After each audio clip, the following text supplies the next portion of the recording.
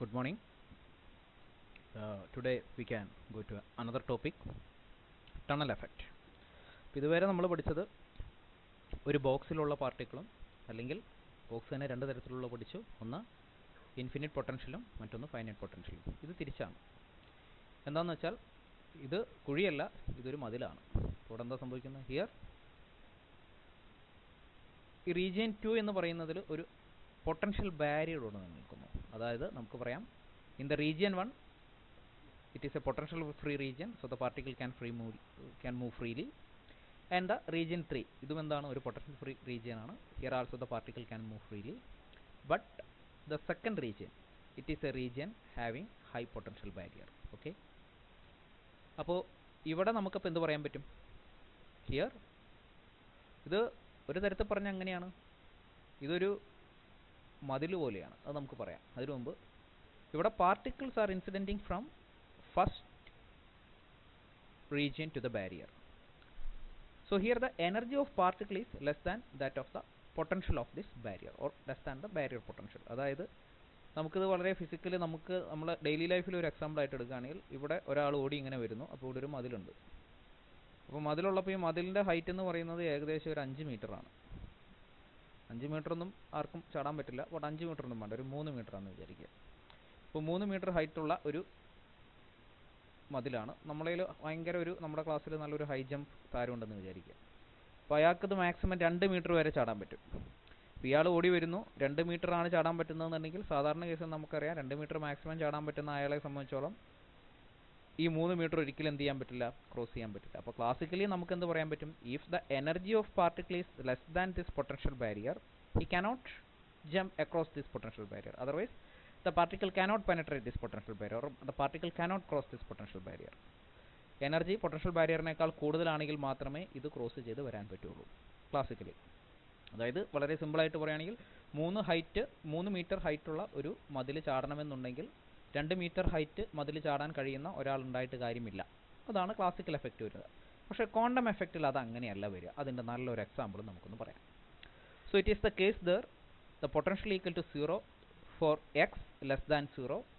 Similarly, the potential equal to v for in the region for x in between 0 and L, and potential equal to 0 for x greater than L. ഇതൊന്ന് മാറ്റുക, ഇതൊരു തെറ്റ് സംഭവിച്ചു. x greater than L ആണ്, x greater than 0 അല്ല, ഒരു typing error ആണ്. Extremely sorry. So here what is happening is the particle is incident to the barrier and the energy of particle is less than the barrier potential. ഇപ്പോൾ ഇവിടെയും നമ്മൾ നേരത്തെ കേസിൽ finite well പൊട്ടൻഷ്യലിൽ ചെയ്ത പോലെ തന്നെ നമ്മൾ എന്ത് ചെയ്യുന്നു? ഈ റീജിയൻ 1ലും റീജിയൻ 2ലും റീജിയൻ 3ലും we are trying to develop the Schrodinger equation. Then we will try to solve the Schrodinger equation. അപ്പോൾ ഇതിൽ ഒരു കാര്യം കൂടി നമ്മൾ കണ്ടുപിടിക്കുന്നു. എന്താണെന്ന് വെച്ചാൽ ഇവിടെ നിന്ന് ഇങ്ങോട്ടേക്ക് ജമ്പ് ചെയ്ത് പോകാനുള്ള പ്രോബബിലിറ്റി, അതിനാണ് നമ്മൾ ട്രാൻസ്മിഷൻ പ്രോബബിലിറ്റി അല്ലെങ്കിൽ ടണലിംഗ് പ്രോബബിലിറ്റി എന്ന് പറയുക. അതായത് ഒരു പാർട്ടിക്കിൾ വന്ന് ഇവിടെ നിന്ന് ഈ മൂന്നാമത്തെ റീജിയനിലേക്ക് എത്താനുള്ള പ്രോബബിലിറ്റി എന്താണെന്നും കൂടി നമ്മളൊന്ന് കണ്ടുപിടിക്കുന്നു. അപ്പോൾ അതാണ് നമ്മളിവിടെ ചെയ്യാൻ ഉദ്ദേശിക്കുന്നത്. അപ്പോൾ അതിൽ ആദ്യം തന്നെ നമുക്ക് ആവശ്യം എന്ന് വെച്ചാൽ we need to solve it in the first region. First റീജിയനിൽ ഷ്രോഡിഞ്ചർ ഇക്വേഷൻ എന്ന് വെച്ചാൽ ഫസ്റ്റ് റീജിയനിൽ ഫസ്റ്റ് റീജിയനിൽ എന്താണ്? പൊട്ടൻഷ്യൽ 0 ആണ്. So we can write this as d square psi 1 by dx square plus 2me by h cut square psi 1 equal to 0, where k square can be written as 2me by h cut square. So we can write the equation as d square psi 1 by dx square plus k square psi 1 equal to 0. And in the second case, the second region, we can write the differential equation or Schrodinger equation as d square psi 2 by dx square plus 2m into e minus v by h cut square psi 2 equal to 0. പക്ഷേ ഇവിടെ v എന്ന് പറയുന്നത് ഈനേക്കാൾ കൂടുതലായതുകൊണ്ട് I am rewriting it as minus 2m into v minus e by h cut square psi 2 equal to 0. So this one can write as d square psi 2 by dx square minus 2m v minus e by h cut square psi 2 equal to 0, where a is equal to root of 2m v minus e by h cut. So the differential equation can be written as d square psi 2 by dx square minus a square psi 2 equal to 0. And in the region 3, I can write again the potential equal to 0 in that region. So I can write the Schrodinger equation as d square psi 3 by dx square plus 2me by h cut square psi 3 equal to 0. So which can be rewritten as d square psi 3 by dx square plus k square psi 3 equal to 0, where k equal to root 2me by h cut. And we are trying to solve these equations. In the first region നമുക്കിത് solve ചെയ്ത് കഴിഞ്ഞാൽ നമുക്കറിയാം ഇതെന്ന് പറയുന്നത്, ഇതിൻ്റെ solution എന്ന് പറയുന്നത് നമ്മൾ 2 പ്രാവശ്യം ചെയ്തിട്ടുണ്ട്. Square well infinite square well പൊട്ടൻഷ്യലിലും അതുപോലെ ഫൈനൈറ്റ് പൊട്ടൻഷ്യൽ വെല്ലും നമ്മളിത് ചെയ്തിട്ടുണ്ട്. ഈ കെ സ്ക്വയർ എന്ന് പറയുന്നത് ഇതൊരു പ്ലസ് ക്വാണ്ടിറ്റി ആയതുകൊണ്ട് ഇതിൻ്റെ സൊല്യൂഷൻ എന്ന് പറയുന്നത് ഒരു ഓസിലേറ്ററി ഫംഗ്ഷൻ ആയിരിക്കും.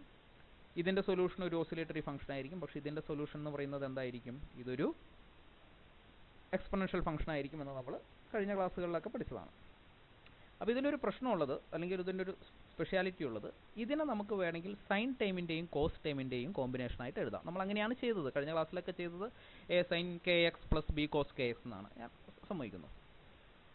പക്ഷേ ഈ സൈനിനെയും കോസിനെയും നമുക്ക് വേണമെങ്കിൽ ഇ റേസ് ടു ഐ ടൈമിൽ നമുക്ക് എഴുതാം. നിങ്ങൾക്കറിയുന്ന കാര്യമാണ്, നിങ്ങൾ കോംപ്ലക്സ് നമ്പേഴ്സിൽ മാത്സിൽ പഠിച്ചിട്ടുള്ളതാണ്. E raise to i theta എന്ന് പറയുന്നത് cos theta plus i sine theta എന്ന് നമുക്ക് എഴുതാം. അപ്പോൾ കോസിൻ്റെയും സൈനിൻ്റെയും കോമ്പിനേഷനായിട്ട് എഴുതുന്നതിന് പകരം നമുക്ക് എന്ത് ചെയ്താലും മതി, ഇ റേസ് ടു ഐ തീറ്റയുടെയും e raise to minus i തീറ്റയുടെയും കോമ്പിനേഷനാക്കി എഴുതിയാലും മതി. അപ്പോൾ നമുക്കതിൽ നിന്ന് മനസ്സിലാക്കേണ്ട വേറൊരു കാര്യം എന്താ, e raise to i theta എന്ന് പറഞ്ഞാൽ that is not an exponential function. അത് സത്യത്തിൽ എന്താണ്, അതൊരു ഓസിലേറ്ററി ഫംഗ്ഷനാണ്. കാരണം എന്താ, ഇ റേസ് ടു എന്നുണ്ടെങ്കിൽ വെച്ചിട്ട് അതൊരു എക്സ്പൊണൻഷ്യൽ ഫംഗ്ഷൻ ആയിക്കോണമെന്നില്ല. കാരണം e raise to i theta എന്ന് പറയുമ്പോൾ e raise to i theta എന്ന് പറയുന്നത് cos theta plus i sine theta ആയതുകൊണ്ട് തന്നെ e raise to i theta can be written or we can say that as an oscillatory function. അപ്പോൾ അതുകൊണ്ട് തൽക്കാലം region 1നെ ഇവിടെ ഈ ഒരു കേസിൽ കൂടുതൽ എളുപ്പത്തിന് വേണ്ടി, അല്ലെങ്കിൽ നമ്മുടെ മാത്തമാറ്റിക്കൽ അല്ലെങ്കിൽ നമ്മുടെ കാൽക്കുലേഷൻ്റെ ഇവിടുത്തെ ഏറ്റവും കൂടുതൽ നമുക്ക് ഏറ്റവും ഉപകാരപ്രദമായ രൂപത്തിൽ ഞാൻ കോസിൻ്റെയും സൈനിൻ്റെയും ടൈമിലല്ല ഇ റേസ് ടു ഐൻ്റെയും ഇ റേസ് ടു മൈനസ് ഐയുടെയും ടൈമിൽ എഴുതുന്നു. E raise to i k എക്സും e raise to minus i k x എഴുതുക എന്ന് പറഞ്ഞു കഴിഞ്ഞാലും അതിൻ്റെ അർത്ഥം അത് എക്സ്പാൻഡ് ചെയ്ത് വരുമ്പോൾ, അതായത് A E raise to i k എക്സിനെ cos K X plus sine K x എന്ന് എഴുതാം, e raise to i k എക്സിനെ cos K x minus i sine K x എന്ന് എഴുതാം. അപ്പോൾ അങ്ങനെയാകുമ്പോൾ തിരിച്ച് ഇതിനെ നമുക്ക് കോസ് കെ എക്സിൻ്റെയും സൈൻ കെ എക്സിൻ്റെയും ടൈമിൽ തന്നെ തിരിച്ചു വരും.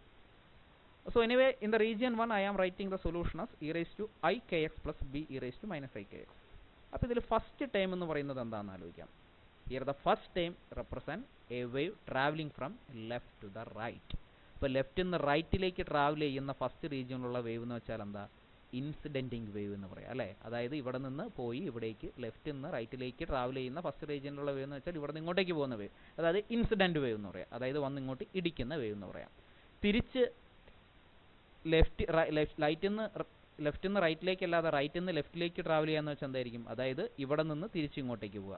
അപ്പോൾ ഇവിടെ നിന്ന് ഇങ്ങോട്ടേക്ക് വരുന്ന ഇൻസിഡൻറ്റ് വേവ് ആണെങ്കിൽ ഇവിടെ നിന്ന് തട്ടി തിരിച്ചു പോകുന്ന വേവ് എന്ന് പറയുന്നത് എന്തായിരിക്കും, റിഫ്ലക്റ്റഡ് വേവ് ആയിരിക്കും. അതായത് in this case in the first region the first term represents incident wave, that is the wave traveling from left to right, and the second term represents the reflected wave, that means the wave traveling from right to left. Okay, and in the second region we know the solution will be, ഇതിൻ്റെ solution എന്ന് പറയുന്നത് എന്താണ്, minus A square psi two ആയതുകൊണ്ട് നമ്മൾ കഴിഞ്ഞ ക്ലാസ്സിലും പഠിച്ചിരുന്ന solution will be an exponential solution. So in the region 2 psi two is equal to A E raise to A X plus B E raise to minus A X ആയിരിക്കും. ഇതായിരിക്കും second റീജിയനിൽ നമ്മളിതിൻ്റെ solution എന്ന് നമുക്ക് പറയാം. So it is the solution of the wave Schrodinger equation in the second region. Then we are going to the third region. Third regionിൽ ഇതിൻ്റെ solution എന്തായിരിക്കും, ഫസ്റ്റ് റീജിയനിലുള്ള സൊല്യൂഷൻ പോലെ തന്നെയായിരിക്കും. അതിൻ്റെ മൾട്ടിപ്ലിക്കേഷൻ കോൺസ്റ്റന്റ് അല്ലെങ്കിൽ നോർമലൈസേഷൻ കോൺസ്റ്റന്റിന് മാത്രമേ വ്യത്യാസം വരികയുള്ളൂ. So the psi 3 is equal to, we can write that is equal to f e raised to I kx plus g e raised to minus I kx. അപ്പോൾ ഇവിടെയും f e raised to I kx എന്ന് വെച്ച് കഴിഞ്ഞാൽ ലെഫ്റ്റിൽ നിന്ന് റൈറ്റിലേക്ക് പോകുന്ന wave ആണ്. g e raised to minus I kx എന്ന് വെച്ചാൽ റൈറ്റിൽ നിന്ന് ലെഫ്റ്റിലേക്ക് പോകുന്ന വേവ് ആണ്. അതായത് ഇവിടെ ലെഫ്റ്റിൽ നിന്ന് റൈറ്റിലേക്ക് പോകുന്ന വേവ് എന്ന് പറഞ്ഞാൽ നമുക്ക് പറയാം, എന്ത് പറയാൻ പറ്റും, ഈ റീജിയനിൽ നോക്കുകയാണെങ്കിൽ ഇവിടെ നിന്ന് ഇങ്ങോട്ടേക്ക് പോകുന്ന വേവ് അല്ലേ. റൈറ്റിൽ നിന്ന് ലെഫ്റ്റിലേക്ക് പോകുന്ന വെച്ചാൽ ഇവിടെ നിന്ന് ഇങ്ങോട്ടേക്ക് വരുന്നൊരു വേവ്. അങ്ങനെ ഒരു വേവ് ഇവിടെ ഉണ്ടാവില്ലല്ലോ. കാരണം എന്താ, ഇവിടെ റൈറ്റിൽ നിന്ന് ലെഫ്റ്റിലേക്ക് പോകാനുള്ള കാരണം എന്താ, ഈ ബൗണ്ടറി തട്ടി തിരിച്ചു പോകുന്നത് കൊണ്ടാണ് there is a wave travelling from right to left. ഇവിടെ ഈ റീജിയൻ 3ൻ്റെ അപ്പുറത്ത് there is no any boundary, so there is no any possibility for the wave travelling from right to left. അതായത് ഇവിടെ നിന്ന് ഇങ്ങോട്ടേക്ക് പോകാമെന്നല്ലാതെ അവിടെ എവിടെയും പോയി തട്ടി തിരിച്ചു വരാനുള്ളൊരു ബൗണ്ടറി ഈ ഭാഗത്ത് എവിടെയും ഇല്ലാത്തത് കൊണ്ട് നമുക്ക് എന്ത് പറയാം, ഇവിടെ ലെഫ്റ്റിൽ നിന്ന് റൈറ്റിലേക്ക് പോകുന്ന വേവ് മാത്രമേ ഉണ്ടാവുള്ളൂ എന്ന് പറയാം. അതുകൊണ്ട് since there is no reflecting boundary in region 3 we can write this time will be 0, otherwise we can write psi 3 equal to f e raised to I kx. That is the condition here. അപ്പോൾ ഇതാണ് നമ്മുടെ condition. ഇവിടെ എന്താ സംഭവിക്കുന്നത്, in the region 1 some waves are coming, that is the incident wave, and some of the wave, a portion of wave is reflecting back, that is the reflecting wave. കുറച്ച് wave എന്ത് ചെയ്യുന്നു, ഇവിടെ ഉണ്ടാകുന്നു. അതിനെയാണ് നമ്മൾ എന്ത് പറയുക, ട്രാൻസ്മിറ്റഡ് വേവ് എന്ന് നമുക്ക് പറയാം. അപ്പോൾ ഇതിൽ ഇതിൻ്റെ ഉള്ളിൽ, അതായത് സെക്കൻഡ് റീജിയനിൽ വേവ് ആയിരിക്കില്ല ഉണ്ടാവുക. സെക്കൻഡ് വേവിൽ ഞാൻ വരച്ചിട്ടില്ല എന്നുള്ളൂ. വരയ്ക്കുകയാണെങ്കിൽ ഇതൊരു വേവ് അല്ല ഉണ്ടാവുക, ഒരു എക്സ്പൊണൻഷ്യലായിട്ട് ഇങ്ങനെ ഗ്രോ ചെയ്യായിരിക്കും ചെയ്യുക. കാരണം ഇവിടെ ഉള്ളത് ഇപ്പുറത്തും ഫസ്റ്റ് റീജിയനിലും തേർഡ് റീജിയനിലും ഉള്ള സൊല്യൂഷൻ എന്ന് പറയുന്നത് they are the oscillatory function, but in the second region the solution is an exponential function. അപ്പോൾ ഇവിടെ വരയ്ക്കുകയാണെങ്കിൽ ഇങ്ങനെ ഒരു എക്സ്പൊണൻഷ്യൽ ഫംഗ്ഷൻ വരയ്ക്കണമായിരുന്നു. ഞാനത് വരയ്ക്കാൻ മറന്നുപോയി, സോറി ഫോർ ദാറ്റ്. അത് വരച്ചോളൂ, ഇങ്ങനെ വരച്ചാലും കുഴപ്പമൊന്നുമില്ല, അതും കൂടി വരച്ചാൽ നന്നായിരിക്കും, ഒരു പെർഫെക്റ്റ്നെസ് ഉണ്ടാവും. അപ്പോൾ ഇതിൽ നമ്മൾ we are going to find what is the transition probability. Transition probability എന്ന് വെച്ചാൽ it is the ratio of transmitted beam intensity to the incident beam intensity. അതായത് എത്രത്തോളം ഈ വരുന്ന ഇൻസിഡൻറ്റ് വേവിൽ നിന്ന് എത്രത്തോളം വേവ് ട്രാൻസ്മിറ്റ് ചെയ്തു പോകും എന്ന് പറയുന്നതിനാണ് നമ്മൾ ട്രാൻസ്മിറ്റഡ് അല്ലെങ്കിൽ ട്രാൻസിഷൻ പ്രോബബിലിറ്റി എന്ന് നമ്മൾ പറയുന്നത്. അപ്പോൾ ഇവിടെ വരുന്നു, കുറച്ച് വേവ് തിരിച്ചു പോകുന്നു. അപ്പോൾ the ratio of reflected wave by incident wave എന്ന് പറയുന്നതിന് നമ്മൾ റിഫ്ലക്ഷൻ പ്രോബബിലിറ്റി എന്ന് നമുക്ക് പറയാം. Ratio of transmission wave divided by incident wave എന്നുള്ളതിന് നമ്മൾ ട്രാൻസ്മിഷൻ പ്രോബബിലിറ്റി എന്ന് പറയാം. എനിക്ക് തോന്നുന്നു ഇത് നിങ്ങൾ ഒപ്റ്റിക്സിൽ കുറച്ച് പഠിച്ചിട്ടുണ്ടാവും, ഒപ്റ്റിക്സിലോ ഇലക്ട്രോഡൈനാമിക്സിലോ എവിടെയൊക്കെയോ പഠിച്ചിട്ടുണ്ടാവാൻ സാധ്യതയുണ്ട്, ചില ബൗണ്ടറീസിലൊക്കെ പഠിക്കുമ്പോൾ അങ്ങനെ അതിൻ്റെ റിഫ്രാക്റ്റീവ് ഇൻഡെക്സ് ഒക്കെ വെച്ച് പഠിച്ചിട്ടുണ്ടെന്ന് തോന്നുന്നു. Okay, leave it. So what is the transition probability means it the ratio between transmitted beam intensity and the incident beam intensity. അപ്പോൾ അത് നമ്മൾ സോൾവ് ചെയ്ത് വരികയാണെങ്കിൽ when we are solving it we will get this transmission probability is approximately equal to exponential minus 2al ആണെന്ന് നമുക്ക് കിട്ടും.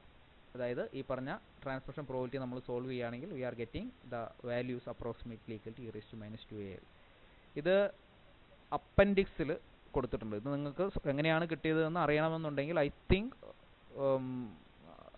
Arthur ബേസിറിൻ്റെ 5th ചാപ്റ്ററിൻ്റെ അപ്പൻഡിക്സിൽ ഇത് കൊടുത്തിട്ടുണ്ട് എന്ന് തോന്നുന്നു. ഡയറക്റ്റ് അതിൽ കൊടുത്തിട്ടില്ല. വേണമെന്നുണ്ടെങ്കിൽ സോൾവ് ചെയ്യണമെന്നുണ്ടെങ്കിൽ ആർക്കെങ്കിലും സോൾവ് ചെയ്ത് തരണമെന്നുണ്ടെങ്കിൽ അതിനെ ജസ്റ്റ് ഒന്ന് ഇൻഫോം ചെയ്യുക. ഞാനതിൻ്റെ നോട്ടിൽ അതെങ്ങനെയാണെന്ന് വെച്ചാൽ എഴുതിയിട്ട് നിങ്ങൾക്ക് അതിൻ്റെ മാത്തമാറ്റിക്കൽ സൊല്യൂഷൻ നിങ്ങൾക്ക് അയച്ചു തരാം. അതങ്ങനെ ഒരു ഈ ഡിഗ്രി സിലബസിലായിട്ട് അത് കാണുന്നില്ല, അതുകൊണ്ട് ജസ്റ്റ് ഇതിൻ്റെ ടെക്സ്റ്റിൽ ഇങ്ങനെ കാണുന്നുള്ളൂ. അതുകൊണ്ട് ഞാൻ അതിൻ്റെ, അതായത് നിങ്ങളുടെ സിലബസിൽ ഇത് ജസ്റ്റ് ഇങ്ങനെ ട്രാൻസ്മിഷൻ പ്രോബബിലിറ്റി എത്രയാണെന്ന് പറയുന്നുള്ളൂ. അതുകൊണ്ടാണ് ഞാൻ ജസ്റ്റ് ഇങ്ങനെ പറഞ്ഞത്. വേണമെന്നുണ്ടെങ്കിൽ നമുക്കിനി ഓൺലൈൻ ക്ലാസ്സിൽ നമുക്കിത് സോൾവ് ചെയ്യാം. So here T is approximately equal to e raised to minus 2al. അപ്പോൾ ഇതിൽ എ എന്ന് പറയുന്നത് we know that is equal to √2m v minus E divided by h cut ആണ് എന്ന് നമുക്ക് പറയാം. അപ്പോൾ ഇതിൽ നിന്ന് നമുക്ക് 1-2 കാര്യങ്ങൾ പറയാനുണ്ട്. അതായത് T is proportional to e raised to minus 2al എന്ന് വെച്ച് കഴിഞ്ഞാൽ എന്താ, എയും എല്ലും കൂടുമ്പോൾ ടി എന്താ ചെയ്യുക, കുറയുക ചെയ്യുക. കാരണം e raised to മൈനസ് ആണ് അല്ലേ. അപ്പോൾ എയും എല്ലും കൂടുമ്പോൾ e raised to പ്ലസ് ആയിരുന്നു എന്നുണ്ടെങ്കിൽ കൂടുമായിരുന്നു, e raised to മൈനസ് ആവുന്നുണ്ടെങ്കിൽ കുറയും. അത് നമ്മൾ കഴിഞ്ഞ ക്ലാസ്സിലും പഠിച്ചിട്ടുള്ളതാണ്. e raised to മൈനസ് എക്സിനെ പറ്റി, e raised to പ്ലസ് എക്സിനെ പറ്റിയും, e raised to മൈനസ് ഇൻഫിനിറ്റിയെ പറ്റി, e raised to പ്ലസ് ഇൻഫിനിറ്റിയെ പറ്റിയൊക്കെ കഴിഞ്ഞ ക്ലാസ്സിൽ ജസ്റ്റ് ഒന്ന് ഞാൻ മെൻഷൻ ചെയ്തിരുന്നു. So here e raised to minus 2al means എയോ എല്ലോ കൂടുകയാണെങ്കിൽ ട്രാൻസ്മിഷൻ പ്രോബബിലിറ്റി കുറയും. അങ്ങനെയല്ലേ സംഭവിക്കുക. എ എന്ന് പറയുന്നത് എന്താ, √2m v minus E by h കട്ടാണ്. അതായത് എ കൂടുക എന്ന് വെച്ച് കഴിഞ്ഞാൽ വി, ഇതിൻ്റെ പൊട്ടൻഷ്യൽ കൂടുകയാണ്. അപ്പോൾ പൊട്ടൻഷ്യൽ കൂടുകയാണെങ്കിൽ എന്താ സംഭവിക്കുക, ഇതിൻ്റെ പൊട്ടൻഷ്യൽ ഹൈറ്റ് കൂടുകയാണെങ്കിൽ എന്താ സംഭവിക്കുക, ഇതിൻ്റെ ട്രാൻസ്മിഷൻ പ്രോബബിലിറ്റി വളരെ കുറവായിരിക്കും. അതുപോലെ തന്നെ എൽ എന്ന് പറഞ്ഞാൽ എന്താ, length of the barrier potential. Length കൂടുകയാണെങ്കിലും എന്തായിരിക്കും, ഇത് ട്രാൻസ്മിറ്റ് ചെയ്ത് പോകാനുള്ള പ്രോബബിലിറ്റി കുറവായിരിക്കും. അപ്പോൾ ഈ വി എന്ന് പറയുന്നത് കുറയുകയും എൽ എന്ന് പറയുന്നത് കുറയുകയും ചെയ്ത് കഴിഞ്ഞാൽ the transmission probability will be more.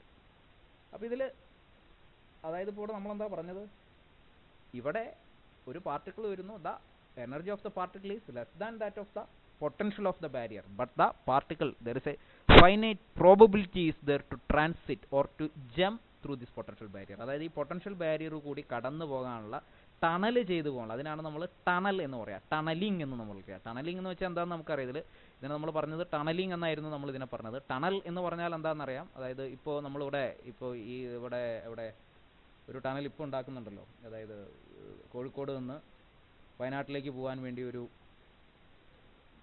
മലയുടെ ഉള്ളിൽ കൂടി ഒരു ടണൽ ഉണ്ടാക്കുന്നുണ്ട്. അപ്പോൾ ടണൽ എന്ന് പറയുമ്പോൾ എന്താ ഉദ്ദേശിക്കുന്നത്, ഇതിൻ്റെ ഉള്ളിൽ കൂടി, ഒരു പാറയ്ക്കുള്ളിൽ കൂടി ഒരു ചെറിയൊരു വഴി ഉണ്ടാക്കുന്നതിനാണ് നമ്മൾ ടണൽ എന്ന് പറയുക.